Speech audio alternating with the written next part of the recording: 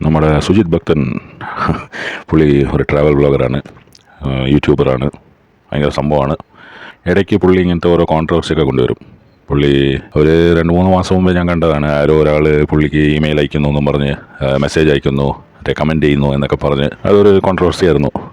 പിന്നെ അതങ്ങ് മാഞ്ഞു പോയി. ഇപ്പോൾ പുള്ളിയുടെ ഒരു കോൺട്രവേഴ്സി എന്ന് പറഞ്ഞാൽ, ഞാൻ ആദ്യം വെച്ച തമിഴിൽ കണ്ടല്ലോ, why people around the world hate Indians എന്നുള്ള ഒരു കൺസെപ്റ്റിൽ പുള്ളി വന്നിരിക്കുകയാണ്. പിന്നെ why do people call us dirty Indians? അത് ഒരുപാട് ആൾക്കാർക്കുള്ള ഒരു ചോദ്യമാണ്. ഒരുപാട് ആൾക്കാർ അതിനെക്കുറിച്ച് സംസാരിക്കാൻ താല്പര്യപ്പെടാത്തതാണ് എന്നൊക്കെയാണ് പുള്ളി പറഞ്ഞ് വെച്ച് കാച്ചിട്ട് പോയത്. പുള്ളി പിന്നെ കുറേ കാര്യങ്ങളൊക്കെ പറഞ്ഞു. അതായത് ഇന്ത്യക്കാർ ഭയങ്കരമായിട്ട് സ്മെല്ല് വരും. ഇന്ത്യക്കാർ ഈ മസാല ഫുഡൊക്കെ, നമ്മുടെ ആൾക്കാർ ഈ മസാല ഫുഡൊക്കെ കഴിക്കുന്നതുകൊണ്ട് അവരുടെ വിയർപ്പിൽ ഒരു വരും, ഒരു സ്മെല്ല് വരും. ഒരു ഡിയോഡറൻറ്റ് യൂസ് ചെയ്താൽ മതി, അതാണ് പെർഫ്യൂം യൂസ് ചെയ്താൽ മതി എന്നൊക്കെ പറഞ്ഞിട്ട്, എല്ലാവരുടെയും ജീവിത സാഹചര്യം ഒരേപോലെ അല്ലല്ലോ സുജിത് ഭായ്.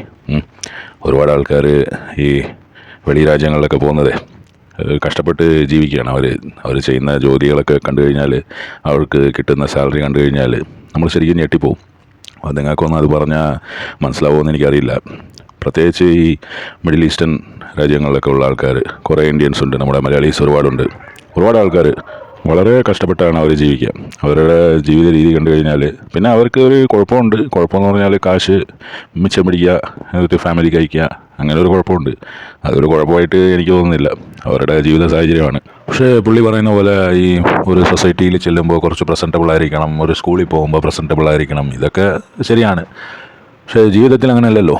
ഒരുപാട് ആൾക്കാർ പാട്ടുകാരനാവണമെന്ന് ആഗ്രഹിക്കും, ഒരുപാട് ആൾക്കാർ മറ്റേ നടനാവണം, അല്ലെങ്കിൽ ഡോക്ടറാവണം, എഞ്ചിനീയർ ആവണം എന്നൊക്കെ ആഗ്രഹിച്ചിട്ട് അവസാനം മറ്റേ ലേബർ പണിയൊക്കെ ആയിരിക്കും. മറ്റേ ഓരോ രാജ്യങ്ങളിൽ, ദുബായ്, മലേഷ്യ, അല്ല സിംഗപ്പൂർ, ഇങ്ങനെ ഓരോ സ്ഥലങ്ങളിൽ അവർക്ക് പറ്റുന്ന പോലത്തെ പണികൾ ചെയ്ത് അവരുടെ കുടുംബത്തിനെ രക്ഷിക്കുക എന്നുള്ളതാണ് അവരുടെ ഒരു ചിന്ത. അവരുടെ ഓട്ടത്തിൻ്റെ ഇടയിൽ ഈ സ്മെല്ലിൻ്റെ കാര്യമൊക്കെ അവരങ്ങ് മറക്കും. അതാണ് സംഭവം. ഇതിപ്പോൾ നിങ്ങളെപ്പോലത്തെ റൈറ്റ് ടൈം റൈറ്റ് പ്ലേസിലായതുകൊണ്ട് സക്സസ് നേടിയെടുത്ത ആൾക്കാർക്ക്, നിങ്ങളെപ്പോലത്തെ ആൾക്കാർക്ക് ഇത് മനസ്സിലാവുമെന്ന് എനിക്കറിയില്ല. പെട്ടെന്ന് യൂട്യൂബിലോ അല്ലെങ്കിൽ മറ്റേ വ്ളോഗ് ചെയ്തോ, അല്ലെങ്കിൽ എന്തെങ്കിലും ടെക്ക് പരിപാടികളൊക്കെ പഠിച്ചു, അങ്ങനെ ഒരു ടെക്കിയായിട്ട് ജോലി കിട്ടി, അങ്ങനെയൊക്കെ ഉള്ള സാലറി, നിങ്ങളുടെയൊക്കെ ഏർണിങ്സ്, ഒരു മാസത്തെ ഏർണിങ്സ്, അല്ലെങ്കിൽ ഒരു മാസത്തെ ഏർണിങ്സ് ചിലപ്പം ഈ സ്മെല്ല് വരുന്ന ആൾക്കാരെയൊക്കെ ഒരു കൊല്ലത്തെ ഏർണിംഗ് ആയിരിക്കും. അപ്പോൾ അവരുടെ സാഹചര്യം കൂടെ നമ്മൾ കണക്കാക്കണം. അവരെ മൊത്തത്തിൽ ആക്ഷേപിച്ച് മോശക്കാരാണ് ഇന്ത്യക്കാർ എന്ന് പറയുന്നതിനോട് എനിക്ക് വലിയ യോജിപ്പില്ല. പിന്നെ വേറെ ഒരു കാര്യമുണ്ട്, നമ്മുടെ ആൾക്കാർക്ക് ഒരു കുഴപ്പമുണ്ട്. ഞാൻ മനസ്സിലാക്കിയ ഒരു കുഴപ്പമെന്ന് പറഞ്ഞാൽ, എവിടെ ചെന്നാലും, വേറെ രാജ്യങ്ങൾ എവിടെ പോയാലും ആദ്യം ഒരു 2 ദിവസം ഇങ്ങനെ ഭവ്യതയോടെയൊക്കെ നിൽക്കും. പിന്നെ അത് ഈ രാപ്പകൽ എന്ന് പറയുന്ന ഒരു സിനിമയുണ്ടല്ലോ, മമ്മൂക്കയുടെ പടം, നയൻതാരയുടെ ആദ്യത്തെ പടമാണെന്ന് തോന്നുന്നു. ആ പടത്തിൽ ഒരു റെഫറൻസ് ഉണ്ട്. നയൻതാര ജോലിക്ക് വരുമ്പോൾ മമ്മൂക്ക പറയും, പണിക്ക് വന്നതാണെന്നുള്ളത് ഓർമ്മ വേണം, 2 ദിവസം കഴിയുമ്പോൾ തമ്പുരാട്ടിയാന്നുള്ള തോന്നൽ വരരുത്.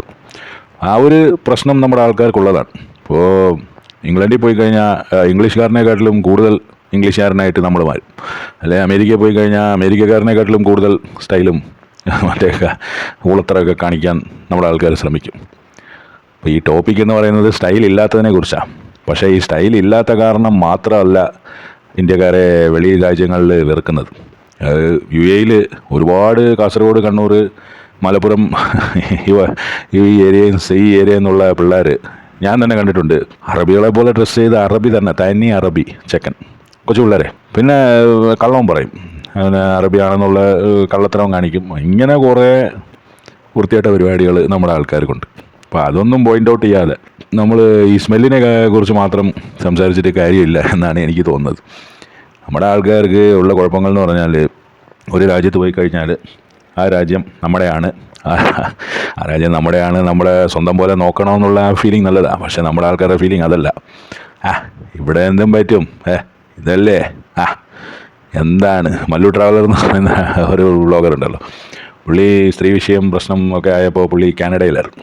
അപ്പോൾ പുള്ളിയുടെ ഒരു മാനറിസം, ഒരു വേ ഓഫ് ടോക്കിങ്ങിൽ നിന്ന് എനിക്ക് മനസ്സിലായത്, ഇവിടെ കഞ്ചാവ് ചെടിയൊക്കെ വളർത്തുന്നുണ്ട് ആൾക്കാർ. കാനഡയിലുള്ള ഒരുപാട് നല്ല കാര്യങ്ങളുണ്ട്, അതിനെക്കുറിച്ചൊന്നും പറയാനില്ല. പുള്ളിയുടെ കണ്ണിൽ കണ്ടത് കഞ്ചാവാണ്. അപ്പോൾ അങ്ങനെ വെളി രാജ്യങ്ങളിൽ ഇങ്ങനത്തെ കുറേ ആനുകൂല്യങ്ങളും കാര്യങ്ങളൊക്കെ ഉള്ളത്, അതിനെ ചൂഷണം ചെയ്യുക, അത് അവരുടെ തലയിൽ കയറി നിന്ന് അപ്പിയിട്ട് തേച്ച് മെഴുകിയിട്ട് പോവുക, ആ ഒരു പരിപാടിക്ക് നമ്മുടെ ആൾക്കാർ ഭയങ്കര മിടുക്കന്മാരാണ്. ഇപ്പോൾ അമേരിക്കയിൽ നിന്ന് കുറേ ആൾക്കാരെ തിരിച്ചയച്ചു, അല്ലെ UK നിന്ന് കുറേ ആൾക്കാരെ സ്ട്രിക്റ്റാക്കി, കുറേ മറ്റേ വിസയൊക്കെ സ്ട്രിക്റ്റാക്കി, കുറേ ആൾക്കാർക്ക് അടി കിട്ടി, പ്രശ്നങ്ങളുണ്ടായി എന്നൊക്കെ പറയുമ്പോൾ അതിൻ്റെ പുറകിൽ ഇങ്ങനത്തെ കുറേ സംഭവങ്ങളൊക്കെ ഉണ്ട്. അല്ലാതെ ഇന്ത്യക്കാർ നാറുന്നുണ്ടോ, ഇന്ത്യക്കാർ സ്റ്റിങ്കി ആണെന്നോ എന്നുള്ള ഒരു റീസൺ മാത്രമൊന്നുമല്ല. ചില ആൾക്കാരുണ്ട്, ഞാൻ പറഞ്ഞ പോലെ അവർക്ക് ഇതൊന്നും ശ്രദ്ധിക്കാൻ സമയമില്ലെന്ന്. അവർ പാവങ്ങൾ, അവരുടെ ജീവിത രീതിയിൽ, ജീവിത സാഹചര്യത്തിൽ അവർക്ക് ഈ സ്മെല്ലിൻ്റെ കാര്യമൊന്നും നോക്കാൻ സമയമില്ല. അവർക്കത് സെൻസ് ചെയ്യാനുള്ള എബിലിറ്റി തന്നെ നഷ്ടപ്പെട്ടു എന്ന് വേണേൽ പറയാം. അങ്ങനത്തെ ആൾക്കാർ അത് വേറെ, ഇത് വേറെ. ഇപ്പോൾ കാനഡയിൽ പോയിട്ട് കുറേ ഇന്ത്യക്കാരുണ്ട്, സർദാർജികളും കുറേ എണ്ണം അവിടെ മറ്റേ ഗുണ്ടായിസം കളിച്ച് നടക്കുക. UK യിലുണ്ട് അതുപോലെ, UAE യിലുണ്ട് ഒരുപാട് കള്ളക്കടത്തും മറ്റേ കള്ളക്കടത്തും കൊലപാതകവും എങ്ങനെ പോകുന്നു അനന്താ എന്ന് ചോദിച്ച പോലെ കള്ളക്കടത്തും ഈ പരിപാടിയൊക്കെ ചെയ്ത് നടക്കുന്ന കുറേ നമ്മുടെ ആൾക്കാരുണ്ട്. ഒന്നും വേണ്ടെന്ന്. തായ്ലൻഡ് ഭയങ്കര ഒരു ഫേമസ് ടൂറിസ്റ്റ് ഡെസ്റ്റിനേഷൻ ആണല്ലോ, നമുക്ക് ഒക്കെ അറിയാവുന്ന ഒരുപാട് ആൾക്കാർക്ക് തായ്ലൻഡിൻ്റെ ഒരുപാട് സീക്രറ്റ്സും കാര്യങ്ങളൊക്കെ അറിയാം. ഞാൻ അതിനെക്കുറിച്ച് ഇങ്ങനെ എക്സ്പ്ലെയിൻ ചെയ്യാമെന്ന് താല്പര്യപ്പെടുന്നില്ല. ആ ഒരു സ്ഥലത്ത് പോലും ഇന്ത്യക്കാർക്ക് വിസയൊക്കെ ഫ്രീ, 60 ദിവസം കണ്ട് താമസിക്കാമെന്ന് തോന്നുന്നു. എന്തോ ട്രാവൽ വിസ ഓൺ അറൈവൽ പോലത്തെ പരിപാടിയൊക്കെയാണ്. നമ്മൾ പോകുന്നതിന് മുമ്പേ ഹോങ്കോങ്ങിലും തായ്ലൻഡിലൊക്കെ ഇമിഗ്രേഷൻ സൈറ്റിൽ പോയിട്ട് രജിസ്റ്റർ ചെയ്ത് കഴിഞ്ഞാൽ നമുക്ക് അവിടെ ചെന്ന് കഴിയുമ്പോൾ വിസ അടിച്ച് കിട്ടും. നമ്മൾ നേരത്തെ അപ്ലൈ ചെയ്യേണ്ട കാര്യമൊന്നുമില്ല. അപ്പോൾ അങ്ങനത്തെ രാജ്യങ്ങളിൽ പോലും ഇന്ത്യക്കാർക്ക് പ്രശ്നങ്ങൾ ഉണ്ടായിത്തീരുന്നത് എന്താണെന്ന് വെച്ചാൽ ഇന്ത്യക്കാർ നമ്മുടെ ആൾക്കാർ തന്നെയാണ്.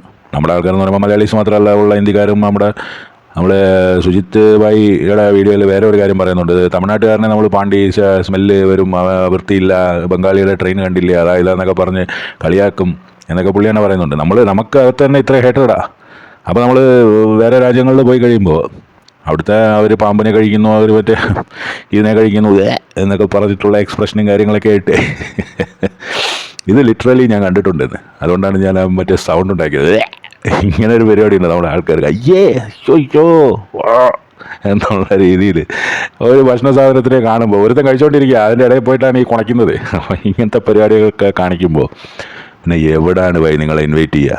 നമ്മൾ കൂടുതൽ ഫ്രണ്ട്ഷിപ്പ് കാണിക്കാതിരിക്കുക, കൂടുതൽ തെണ്ടിത്തരവും കാണിക്കാതിരിക്കുക, ഒന്നും കൂടുതലാവാതിരിക്കുക, അതാണ് വേണ്ടത്. ലോകത്തുള്ള മിക്ക രാജ്യങ്ങളിലും അതിനെയാണ് അപ്രീഷിയേറ്റ് ചെയ്യുന്നത്. പക്ഷേ നമ്മുടെ ആൾക്കാരുടെ പ്രശ്നം എന്ന് പറഞ്ഞാൽ എല്ലാം കൂടുതലാണ്. ഫ്രണ്ട്ഷിപ്പ് കാണിച്ചാൽ അങ്ങ് നക്കിക്കൊല്ലും, അല്ലെങ്കിൽ ഞെക്കിക്കൊല്ലും എന്ന് പറഞ്ഞ പോലെ ഭയങ്കര ഈഗോ, ഭയങ്കര പ്രശ്നം, ഭയങ്കര ഇമോഷൻസാണ്. അതിനെക്കുറിച്ച് കുറേ ആൾക്കാർ കളിയാക്കും.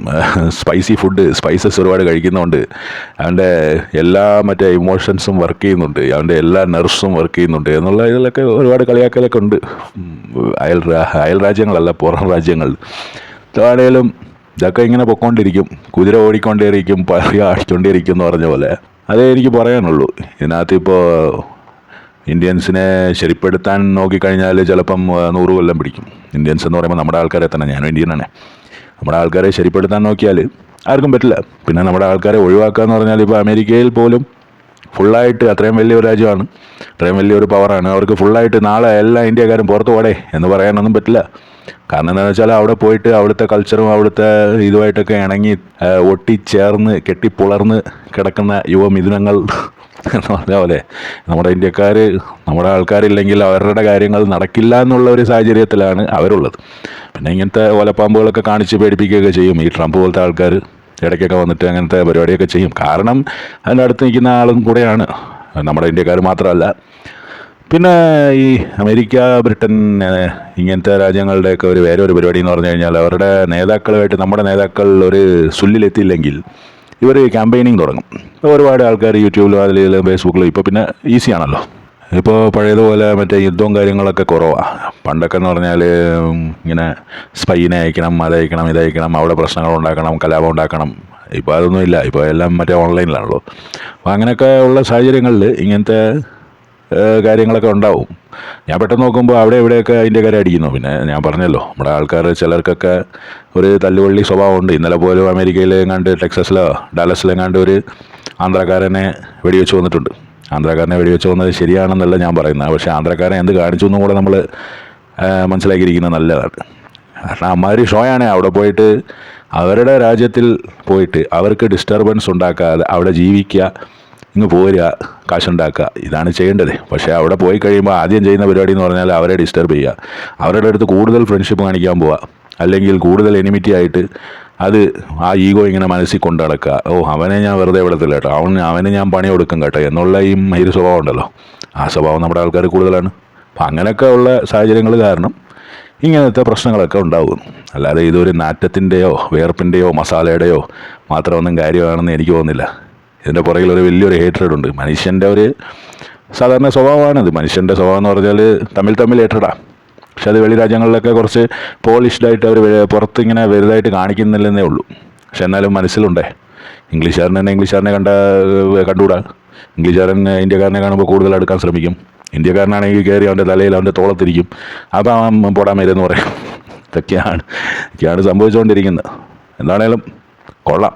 നമ്മുടെ ശുചിത്വമായി കൊണ്ടുവന്ന ഒരു ടോപ്പിക്ക്, വിയർപ്പ്, സോപ്പ്, ഡിയോഡറൻറ്റ്, പെർഫ്യൂമ്.